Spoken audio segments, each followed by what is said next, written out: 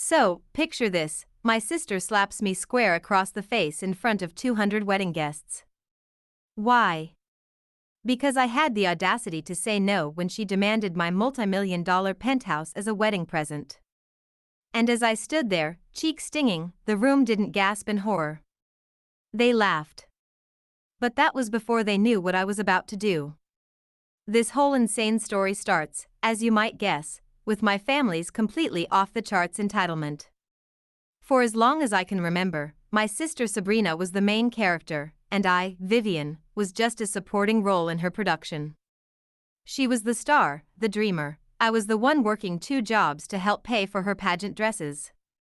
While she was off finding herself on a post-college trip through Europe, I was putting myself through business school, grinding to build a career from absolute scratch. Then, 5 years ago, I did it. I achieved the impossible. I bought a penthouse overlooking the city. This wasn't just an apartment. It was a monument to every late night, every sacrifice, every single person who ever told me I couldn't do it.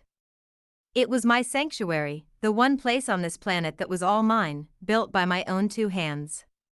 My family never called to say congratulations. Not once.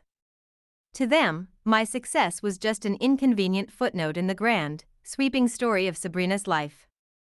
The bombshell dropped a month before her wedding. My parents and Sabrina sat me down, like some kind of twisted intervention. They didn't ask. They informed me that it was only right for me to sign over my home to Sabrina and her new husband. They're starting a future, Vivian, my mother said, her tone implying my own future was irrelevant. You're single, what do you need all that space for? I refused. I was calm, but my no was firm. I told them my home was not up for grabs.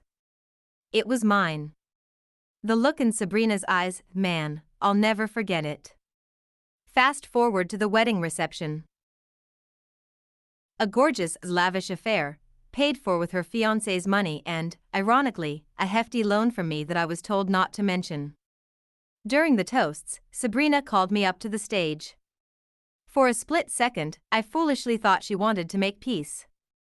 Instead, she grabbed the mic and announced to all 200 guests how her cruel, selfish sister had refused to give her a proper start in life.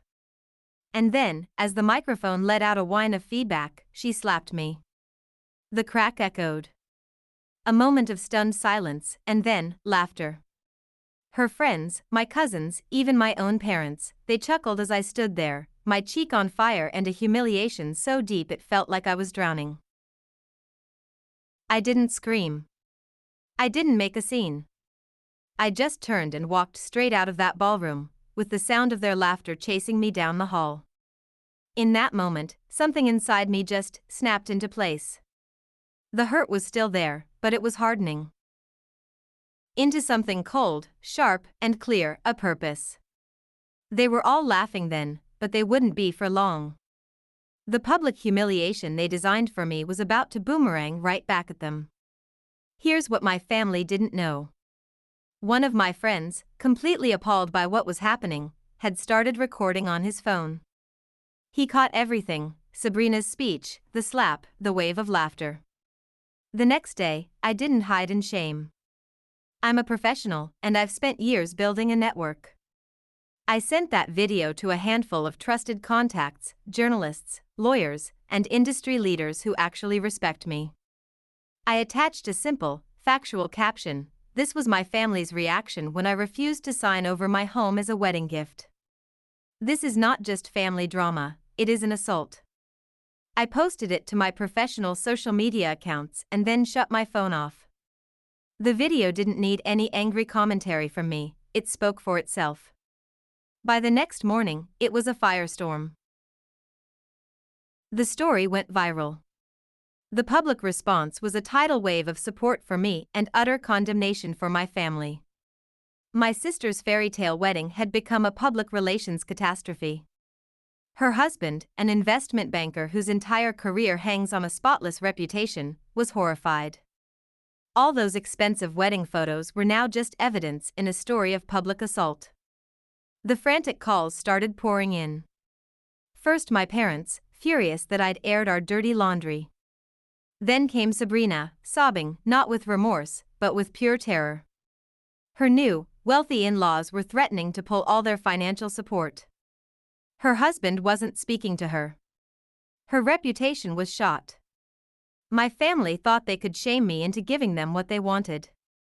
They saw me as a resource to be plundered, not a person to be respected. They wanted to take my home, but in the end, their entitlement cost them everything.